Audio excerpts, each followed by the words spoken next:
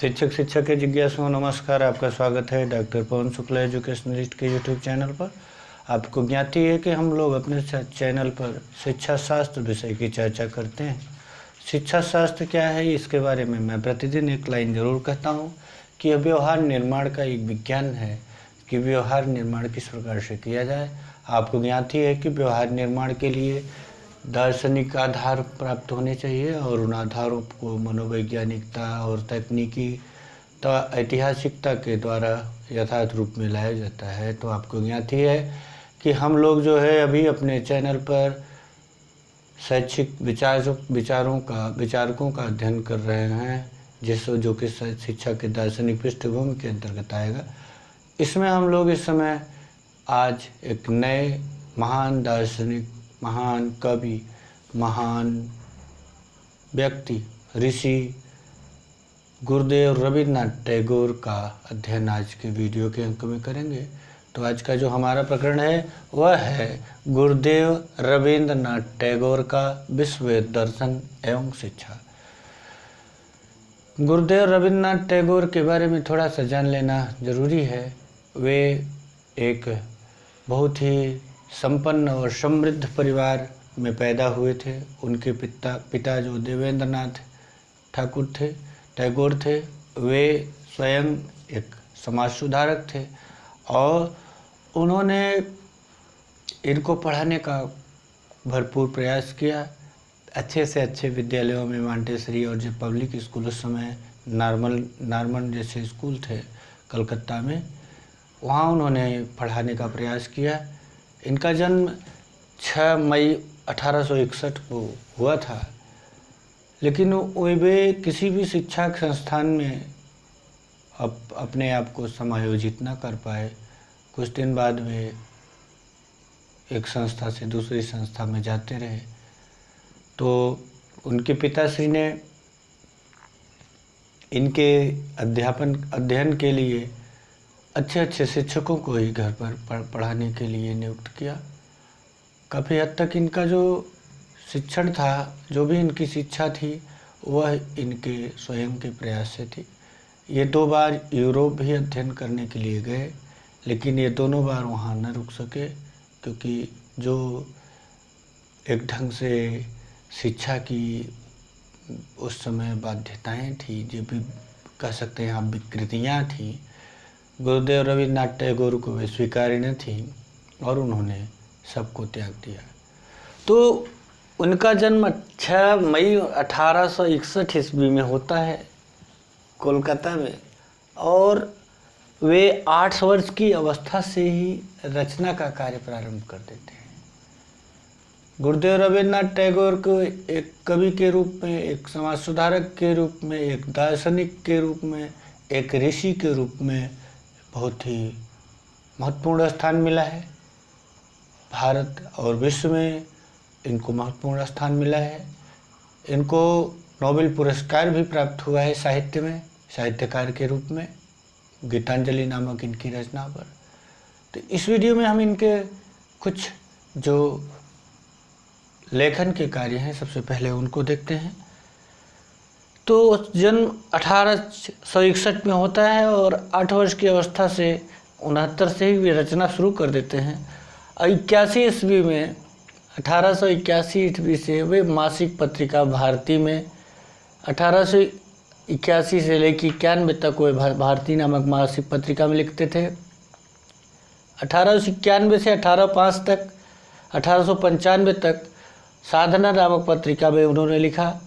राष्ट्रीय फ्रंट 1883, हाटे कलमे 1884, जिह्वा आस्फालन 1883, चैचिय बला 1883 आदि लेख भी उन्होंने लिखा। 1887 में चिट्ठी पत्री और 1891 में यूरोप से जब वे वापस यूरोप यात्रा पर गए थे, तो उन्होंने यूरोप यात्रा डायरी लिखना शुरू किया और 1891 में उसको लिखा। 1892 का जो वर्ष है, मैं आपको उनकी रचनाओं से इसलिए अवगत करा रहा हूँ कि यह बहुत खोजने से आपको मिलेगा और यहाँ आपको सहज ढंग से उपलब्ध कराने का प्रयास किया जा रहा है कि जिससे आपको कहीं भी कोई समस्या न हो। और 1892 का वर्ष गुरुदेव रविन्द्रनाथ टैगोर के जीवन में एक बड़ा महत्वपूर्ण वर्ष था और उस समय उन्होंने शिक्षार हेर फेर बांग्ला में उन्होंने लिखी, जो कि भारत की शिक्षा प्रणाली की सबसे पहली व्यापक और उपयुक्त आलोचना थी। ध्यान से देखिएगा इस बात को, ये पूछा भी जाता है कि शिक्षार हेर फेर जो उन्होंने आलोचना लिखी थी, यह भारतीय शिक्षा की एक उपयुक्त आलोचना थी और बहुत ही व्यापक आलोचना थी।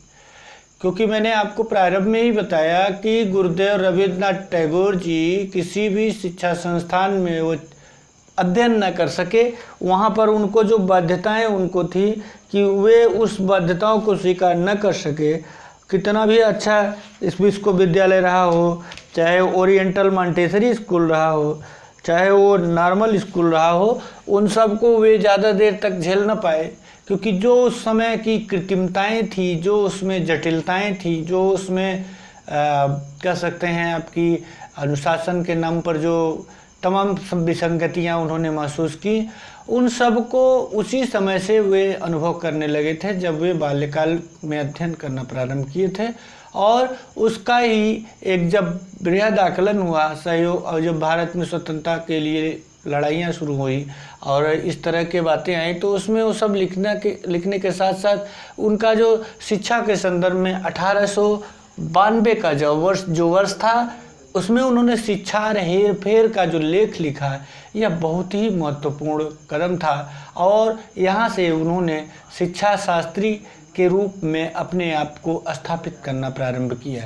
वे निश्चित रूप से एक महान व्यक्तित्व थे और उनके पास अत्यंत जो विशिष्ट क्षमताएं थी, उसके आधार पर वे जो भी चाहे जीवन में सब करते गए। और शिक्षा हेर फेर के द्वारा उन्होंने जो भारत की उस समय तत्कालीन शिक्षा व्यवस्था थी, उसकी एक व्यापक और उपयुक्त आलोचना उन्होंने प्रस्तुत की।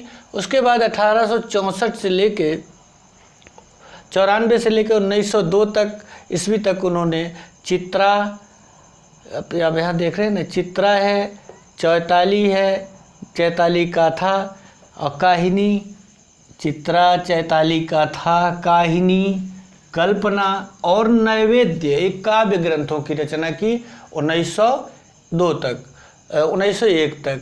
इसके बाद 1901 से 1903 ईस्वी तक उन्होंने भारतवासी इतिहास लिखा, बांग्ला में ही। प्राच्य व पाश्चात्य सभ्यतर आदर्श लिखा, यानी जो पूर्व और पश्चिम की सभ्यताएं हैं उसके बारे में, आदर्श के बारे में लिखा। प्राचीन भारत ऐक्य लिखा, नववर्ष लिखा, ब्राह्मण लिखा, चिनाम नेर लिखा। इसके बाद 1906 से 14 तक संवत्सर दिन और 1906 में लिखा। पूर्व पश्चिम उन्होंने 1908 ईस्वी में लिखा। धर्म नामक पुस्तक 1909 में लिखी और शांति निकेतन 1909 में लिखा। गोरा एक प्रसिद्ध उपन्यास है, यह 1910 में लिखा। शरदोत्सव 1908 ईस्वी में लिखा। प्रायश्चित 1908 में लिखा। रवैया 1906 में। और जो उनकी सबसे महत्वपूर्ण कृति थी 1910 में, वह लिखी गई गीतांजलि। आप जानते हैं गीतांजलि के साहित्य के क्षेत्र में इनको इसी रचना पर नोबेल पुरस्कार मिला और विश्व की कई भाषाओं में इसका अनुवाद भी है। तो यह गीतांजलि की रचना का वर्ष भी याद रखिएगा, प्रश्न पूछे जा सकते हैं और आपकी जानकारी के लिए भी होना चाहिए कि जो गीत की अंजलि है, गीतांजलि गुरुदेव रविन्द्रनाथ टैगोर की, वह 1910 में लिखी गई और गीतिमाल्य गीताली 1914 ईस्वी में लिखा। तो 1913 ईस्वी में आपको यह भी इस वर्ष याद होना चाहिए कि 1910 में उन्होंने लिखा था और 1913 ईस्वी में उनको जो है इसी गीतांजलि पर नोबेल पुरस्कार मिला था। 1913 ईस्वी में गीतांजलि पर उन्हें नोबेल पुरस्कार दिया गया था। और ये 1880 वे जो है लंदन गए, फिर वहाँ से लौट गए, फिर 1881 में गए। तो इस तरह से उन्होंने लिखा, पढ़ा, जो कुछ किया, खूब भ्रमण किया और खूब लिखा भी उन्होंने। तो 1913 के नवंबर माह में उनको नोबेल पुरस्कार से सम्मानित किया गया था। और 1915 ईस्वी में जो उस समय की ब्रिटिश सरकार थी उसने उन्हें 1915 ईस्वी में नाइट की उपाधि भी दी थी। आप जानते हैं नाइट की उपाधि उस समय एक ब्रिटिश का जो ब्रिटेन का जो औपनिवेशवाद चल रहा था, औपनिवेश की सरकारें पूरे विश्व में थी, वह ब्रिटिश के राज्य में सूर्यास्त नहीं होता था क्योंकि पूरे विश्व में उसका शासन था। तो नाइट की उपाधि उस समय बहुत बड़ी मानी जाती थी और थी भी। तो नाइट की उपाधि 1915 ईस्वी में उन्हें दी गई। लेकिन जब जालियांवाला बाग में हत्याकांड हुआ था, नरसंहार हुआ जो अंग्रेज सरकार द्वारा कराया गया था, तो 1919 ईस्वी में उन्होंने नाइट की उपाधि भी वापस कर दी थी। तो इस तरह से उन्होंने एक अपना जीवन जो है 1941 ईस्वी तक उनका जीवन चला था। 1941 ईस्वी में वो गोलोकवासी हो गए थे, स्वर्ग चले गए थे, सर इस पृथ्वी को छोड़ दिए थे। तब तक उन्होंने साहित्य रचना और विशेष तौर से जो देखा जाए तो जो गुरुदेव रविन्द्रनाथ टैगोर का जीवन है वह स्वयं के दम पर तय, मतलब स्वनिर्मित है, स्वनिर्मित था, इसलिए और भी महत्वपूर्ण हो गया क्योंकि मौलिक था। जो चीज़ें स्वनिर्मित होती हैं वही मौलिक होती हैं। तो गुरुदेव रविन्द्रनाथ टैगोर स्वनिर्मित व्यक्ति थे, आदर्श थे, महान थे। तो जो उन्होंने उनका जो कुछ भी है वह उनका स्वयं का था, मौलिक था। तो इसी मौलिकता का परिणाम यह हुआ कि गुरुदेव रविन्द्रनाथ टैगोर आज भी पूरी तरह से विश्व पटल पर जाने जाते हैं और उनके आदर्शों को लोग स्वीकार करते हैं। तो अब इनके बारे में बात किया जाए तो इनकी कुछ रचनाएं हो गई। इसके बाद गुरुदेव के बारे में बात करें तो गुरुदेव का जो दर्शन कहलाया वह विश्वबोध दर्शन कहलाया। विश्वबोध दर्शन कहलाया। विश्वबोध दर्शन की कुछ बातों को यहाँ मैं आपको बताना चाहूँगा कि विश्वबोध दर्शन में वे पहले बात सर्वे जो वसुधैव कुटुम्बकम की बात है उसको स्वीकार करते थे। वे मानवतावादी दार्शनिक थे, वह मनुष्यता को ही सर्वोपरि रखते थे। तो और उस मनुष्यता को पूरे विश्व को विश्वबोध के दर्शन के रूप में स्थापित करने के लिए उनका बड़ा योगदान रहा। जब पूरा विश्व जो है आप देखें, पूरा भारत, पूरा विश्व उस समय ब्रिटेन की औपनिवेशवाद और उसकी शिक्षा प्रणाली से ग्रसित था। तो उसी समय में उन्होंने, आप आगे अभी देखेंगे तो जो शांति निकेतन और विश्व भारती की स्थापना करके एक अलग सी से अपनी स्वयं की शैक्षिक विचारधारा जो भारतीय मूल की विचारधारा है उसको प्रयोग में ला करके एक बहुत ही बड़ा सराहनीय और भारत के उत्थान के लिए बहुत बड़ा कदम था। तो चलिए ज़रा देखते हैं कि विश्वबोध दर्शन का क्या है, उनके कैसे समझा जाए विश्वबोध दर्शन को। तो उसमें सबसे पहला प्रकरण आएगा ईश्वर या ब्रह्म के संदर्भ में। तो जो ईश्वर या ब्रह्म का संदर्भ है इसमें गुरुदेव जी क्या कहते हैं, ईश्वर या ब्रह्म के संदर्भ में गुरु जी कहते हैं कि ईश्वर मानवीकृत है। ईश्वर या ब्रह्म के संदर्भ में गुरुदेव रविन्द्रनाथ टैगोर का मत था कि उन्हें ईश्वर को प्राप्त करने का जो प्रयास है वह तर्क के द्वारा नहीं हो सकता है बल्कि वह प्रेम के द्वारा हो सकता है। क्योंकि जो ईश्वर की संकल्पना है वह मानवीकृत संकल्पना है, मानव ने उसको स्वीकार किया है और ये मानवीकृत संकल्पना जो है यही ईश्वर के रूप में स्थापित होती है। और प्रेम जो है, प्रेम से ही उसे प्राप्त किया जा सकता है। और वह जो ईश्वर है वह सतचित आनंद है। वह ईश्वर क्या है, वह ईश्वर सतचित आनंद है। स्वामी गुरुदेव के बारे में देखा जाए तो गुरुदेव रविन्द्रनाथ टैगोर जो थे वे कहते थे कि ईश्वर को तर्क के द्वारा नहीं प्राप्त किया जा सकता है बल्कि ईश्वर को प्रेम के द्वारा ही प्राप्त किया जा सकता है। ईश्वर को किससे प्राप्त किया जा सकता है, प्रेम के द्वारा ही। और क्योंकि वे तर्क के आधारित जो जो शंकराचार्य की जो निर्गुण अद्वैतवादी विचारधारा थी उसको मान्यता प्रदान नहीं करते थे बल्कि प्रेम पर आधारित जो वैष्णव अद्वैत के समर्थक थे। वे रिवीजन ऑफ मैन में टैगोर गुरुजी ने लिखा है कि हमें ईश्वर का उसी प्रकार अनुभव होना चाहिए जिस प्रकार हम प्रकाश का अनुभव करते हैं। और क्योंकि ईश्वर मानवीकृत है। उनका मत है कि मानवतावाद के आधार पर ही ईश्वर को प्राप्त किया जा सकता है। मानव ईश्वर का ही एक रूप है और मानव प्रेम ही ईश्वर प्राप्ति की कुंजी है। मानव और ईश्वर में प्रेम और आनंद का संबंध है। मानव और ईश्वर में प्रेम और आनंद का संबंध है। ईश्वर का भी एक व्यक्तित्व है जिसके फलस्वरूप सांसारिक व्यक्ति नैतिक एवं आध्यात्मिक बनने की ओर अग्रसर होते हैं और ब्रह्म जो है वह सच्चित आनंद से युक्त है और मानव आत्मा को भी जो है अंत में यही सच्चित आनंद की प्राप्ति होती है। उसका भी वही लक्ष्य है। सच्चित आनंद से युक्त होना ईश्वर का एक स्वरूप, जो ईश्वर का स्वरूप है वह सच्चित आनंद है। सत्य यानी हमेशा सत्य रहने वाला, चित्त जो स्थिर चित्त वाला हो और जो कभी एक ढंग से कहें स्थित प्रज्ञ हो, जिसे आप कहते हैं भगवत गीता में श्री कृष्ण भगवान ने कहा है कि स्थित प्रज्ञ हो। और आनंद का मतलब वह हमेशा संतुष्ट रहे, उसको किसी प्रकार की कोई समस्या न हो। दूसरी बात, आत्मा या जीव के संदर्भ में देखी जाए तो आत्मा या जीव के संदर्भ में बात की जाए तो आत्मा और जीव के संदर्भ में गुरुदेव कहते हैं कि आत्मा ब्रह्म से अलग है। आत्मा के अस्तित्व के संदर्भ में गुरुदेव का मत था कि जो व्यक्ति की आत्मा है वह ब्रह्म से अलग है। आत्मा स्वतंत्र है और उसकी स्वतंत्रता जो है, आत्मा स्वतंत्र है और उसकी जो स्वतंत्रता है ब्रह्म की इच्छा पर ही निर्भर है। मानव की स्वतंत्रता, आत्मा जो स्वतंत्र आत्मा है इस बात के लिए सदैव प्रयत्नशील रहती है कि वह महान स्वतंत्र आत्मा परमात्मा जी से संबंध स्थापित कर ले। लेकिन टैगोर गुरुजी आत्मा का लक्ष्य ब्रह्म में लय होना नहीं मानते थे, बल्कि लक्ष्य पूर्ण बनना मानते थे। वे अपने आप में, उसका लक्ष्य था कि अपने आप में आत्मा को पूर्ण बनाया जाए। टैगोर गुरुजी ने आत्मा के 3 रूप बताए। उन्होंने कहा कि आत्मा के 3 रूप हैं। पहली बात है, आत्मा का जो रूप है रक्षा भावना का है, जिसमें जीव अपने अस्तित्व को कायम रखने के लिए बचाने का प्रयास करता है। और दूसरा जो है वह है अस्तित्व का ज्ञान, जिसके फलस्वरूप अस्तित्व का ज्ञान जो है वह जिसके फलस्वरूप मनुष्य ज्ञान विज्ञान की खोज के लिए आगे बढ़ता है।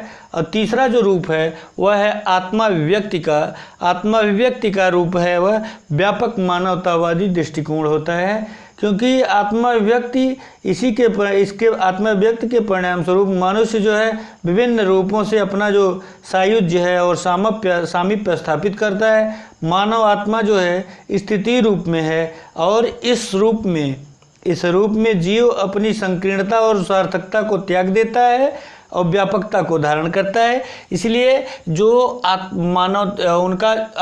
जो मानवतावादी धर्म कहा गया, जो विश्व दर्शन, इसी व्यापक मानवतावादी दृष्टिकोण के लिए कहा गया कि हर आत्माएं जो है अंत में इसी व्यापक मानवतावादी दृष्टिकोण को अपनाती हैं यदि वे चेतन हैं और जिस ढंग से वे अपने आप को अनुभूत किए थे उस तरह से अगर आगे बढ़ती हैं तो उनका दृष्टिकोण निश्चित रूप से व्यापक मानवतावादी दृष्टिकोण होगा।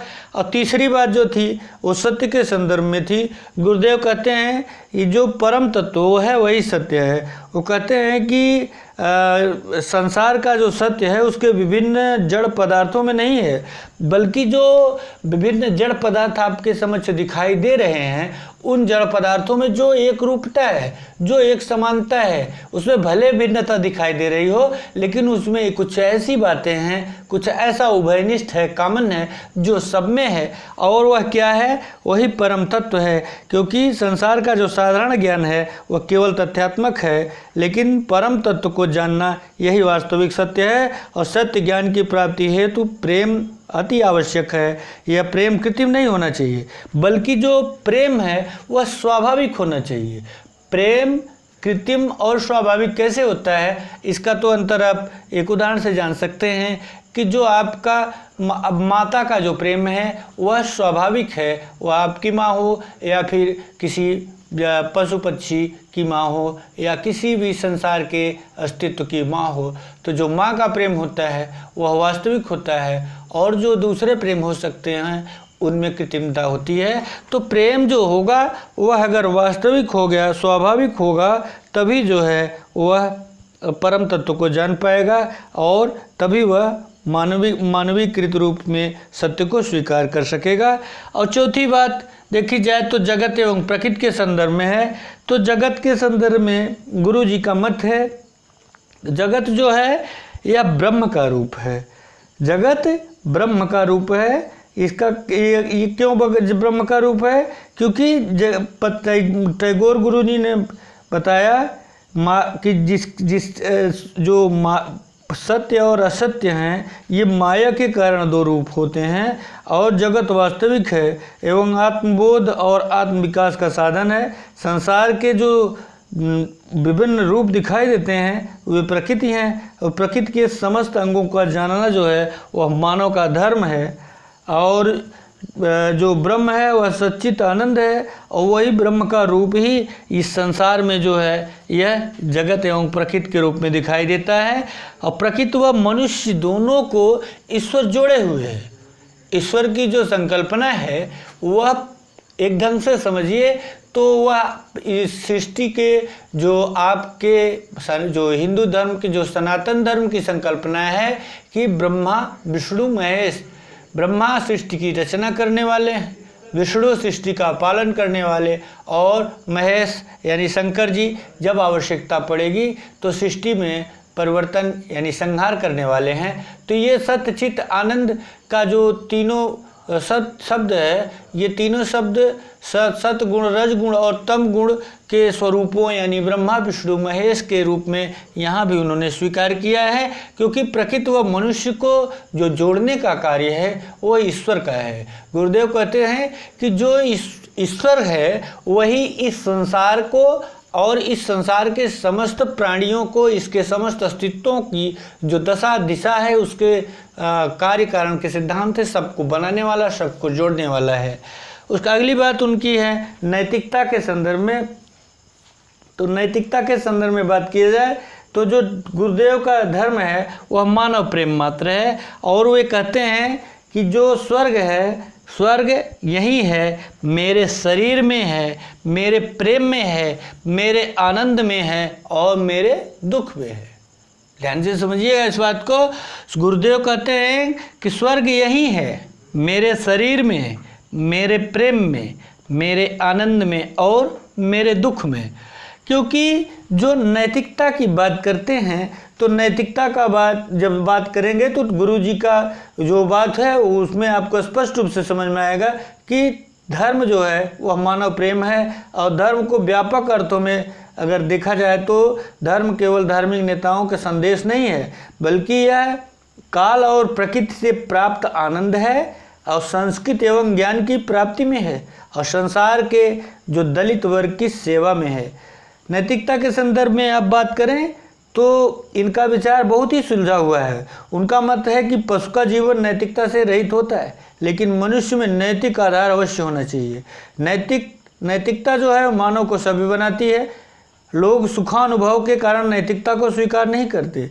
नैतिकता के संबंध में ये जो उपयोगितावादी दृष्टिकोण है यह आपको समझ में आना चाहिए कि दुख के पोषक हैं, और कहते हैं कि दुख के द्वारा ही नैतिकता बढ़ती है। यानी स्वर्ग यही है, मेरे शरीर में है, मेरे प्रेम में है, मेरे आनंद में है, मेरे दुख में है। यानी आप जो कुछ भी कर रहे हैं वह इस ढंग से देखा जाए तो यहाँ अस्तित्ववाद आपको स्पष्ट रूप से दिखाई देगा कि आप जो कुछ भी करते धरते हैं। यहाँ जो कर्म का सिद्धांत भी आपको दिखाई पड़ेगा, गीता का ये जो कर्म योग है वह भी यहाँ दिखाई देता है कि आपका कर्म आपका फल है। आपके फल जो हैं वो आपके ही कर्म के परिणाम हैं। इसलिए आप किसी और को उसके बारे में कुछ नहीं कर सकते कि ये जो आप स्वर्ग बनाएं आपके शरीर में है, आपके प्रेम में स्वर्ग है, आपके आनंद में स्वर्ग है और आपके दुख में स्वर्ग है। तो नियंत्रण और स्वतंत्रता, ये नैतिकता के दो आधार वे बताते हैं कि नियंत्रण और स्वतंत्रता दो आधार हैं। क्योंकि नैतिकता जो है ये संसार को क्षण भंगुर मान करके इससे आप दूर नहीं भाग सकते हैं, बल्कि अच्छे कर्म कर सकते हैं। और जो सुंदर संसार से विदा होने की कामना उनकी है गुरुदेव की, वे कहते हैं कि मैं सुंदर संसार से विदा नहीं होना चाहता हूँ, मैं मानवता के बीच रहना चाहता हूँ। और जो नियंत्रण और स्वतंत्रता है वो दोनों ही आवश्यक हैं। वे ऐसी स्वतंत्रता को मान्यता नहीं प्रदान करते जिसमें नियंत्रण न हो। नैतिक बनने हेतु मनुष्य का स्वतंत्र होना अति आवश्यक है और वह स्वतंत्रता नियंत्रण के आधार पर होना चाहिए। तो इस ढंग से आप देखें तो ये विश्वबोध दर्शन की बात, मानवतावाद की जो बात है यहाँ आपको समझ में आएगी। गुरुदेव के संदर्भ में बात किया जाए तो ये आदर्शवादी भी थे और क्योंकि उद्देश्य की दृष्टि से भारतीय जीवन मूल्यों को स्वीकार करते थे, प्रकृति प्रेमी थे, प्रकृतिवादी थे। और देखा जाए तो ये भारतीय आध्यात्मिक जो प्रकृतिवाद है आपको यहाँ मिलेगा कि भारतीय प्रकृतिवाद के प्रणेता थे। भारतीय प्रकृतिवाद यानी जो स्पिरिचुअल नेचुरलिज्म है, आध्यात्मिक प्रकृतिवाद है, उसके वे प्रणेता थे। यथार्थवादी भी थे। यथार्थवादी इसलिए थे कि वे आदर्शवाद और यथार्थवाद के समन्वय करते थे। आध्यात्मिक चिंतन में रत नहीं रहते थे बल्कि जो समाजोत्थान है और आर्थिक उन्नति के क्षेत्र में भी आगे आए। उन्होंने ग्रामीण शिक्षा संस्था की स्थापना की और यह संस्थान गाँव में के आर्थिक विकास के लिए प्रयास करता था। यथार्थवाद की दृष्टिकोण से प्रभावित होकर ही टैगोर ने मानवीय भाईचारे यानी ह्यूमन ब्रदरहुड का नारा दिया था। और टैगोर गुरुजी किसी भी प्रकार गरीब अमीर, पढ़े अनपढ़, मिल मालिक मजदूर में भेदभाव को तैयार नहीं थे। तो ये इस प्रकार वे यथार्थवादी होते थे और प्रयोजनवादी भी थे क्योंकि जो उनका सुझाव था आध्यात्मिक तत्व एवं आदर्शवाद की था, लेकिन प्रयोजनवादी दृष्टिकोण भी उनके दर्शन में दिखाई देते हैं। गुरुदेव पश्चिम के आदर्शों के अंधानुकरण के विरोधी हैं, लेकिन वे उनकी भूल जानने के लिए तत्पर नहीं हैं। वे प्रयोजनवादियों की भांति ही लिखते हैं कि शिक्षा और जीवन को संबंधित करने का प्रयास करना चाहिए। प्रयोजनवादी जॉन डीवी की भांति ही टैगोर को मनुष्य को समाज एवं समुदाय के साथ जोड़ते हैं टैगोर जी। और इसी संदर्भ में एक कथन डॉक्टर एच.जी. मुखर्जी ने लिखा है कि टैगोर का विचार है कि पूर्ण जीवन के लिए शिक्षा को प्रकृति के अतिरिक्त समाज के साथ संबंध होना चाहिए ताकि उसमें मानवीय दृष्टिकोण का परिचय मिल सके। शिक्षा समाज के जीवन का एक अंग होने के कारण व्यापक रूप में समुदाय के जीवन पर आधारित हो। और गुरुदेव स्वतंत्रता और प्रसन्नता संबंधी विचारों में भी प्रयोजनवादी भावनाओं की झलक दिखाई देती है। स्वतंत्रता मानव के पूर्ण विकास के लिए अति आवश्यक है और प्रयोजनवादी भांति की वे अनुभवों पर विशेष बल देते थे। मानवतावादी दृष्टिकोण को अभी आपने समझा कि वे उनका जो साहित्य है संपूर्ण मानव जाति का साहित्य है, उनकी कला में मानवता जो प्रकट होती है।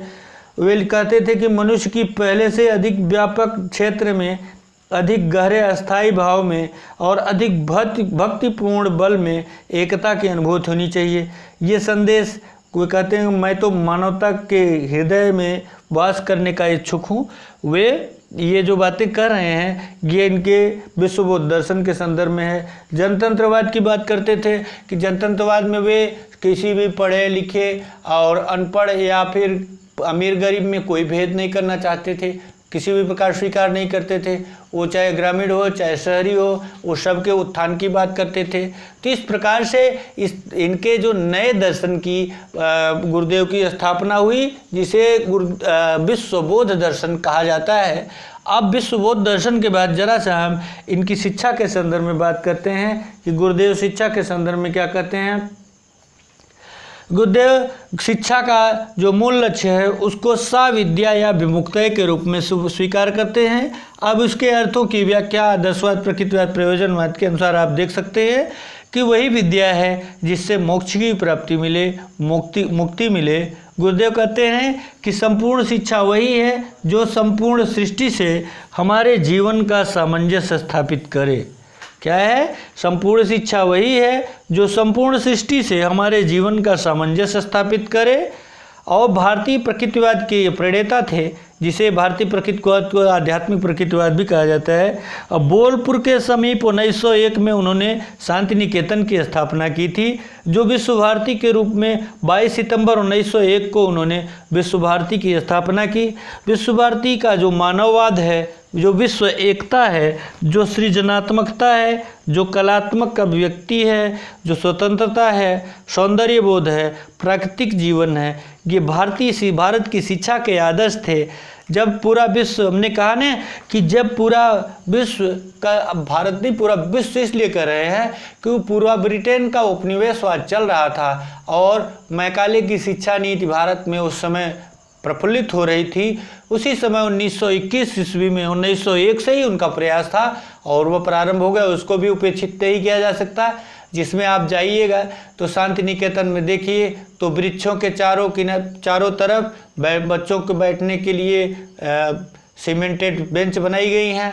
एक बोर्ड वहाँ रखा हुआ पेड़ के पास, उसी पर शिक्षक आते हैं और प्राकृतिक परिवेश में छोटे छोटे बच्चों को पढ़ाई होती है, बड़े बड़े बच्चों को भी पढ़ाई होती है। विनय भवन, तमाम तरह के अलग अलग विभाग बने हुए हैं जिनमें इन सब बातों का जो आपको यहाँ विश्व भारती का मानववाद, विश्व एकता, सृजनात्मकता, कलात्मकता, अभिव्यक्ति स्वतंत्रता, सौंदर्य बोध, प्राकृतिक जीवन, आप जब वहाँ जाएंगे देखेंगे या फिर आप कहीं किसी माध्यम से भी देख सकते हैं। आजकल तो अंतर्जाल इंटरनेट के माध्यम से भी आप सब कुछ देख सकते हैं, उस पर भी आप देखेंगे तो ये आदर्श आपको दिखाई पड़ेगा कि जब पूरा भारत, पूरा विश्व ब्रिटेन के उपनिवेशवाद की जो उसका मूल लक्ष्य की प्राप्ति के लिए शिक्षा की व्यवस्था थी उससे संघर्ष कर रहा था, तब गुरुदेव रविन्द्रनाथ टैगोर ने अपनी शिक्षा की एक अलग दार्शनिक विचारधारा को व्यवहारिक रूप में परिणित करने का 1901 से और 1921 के जो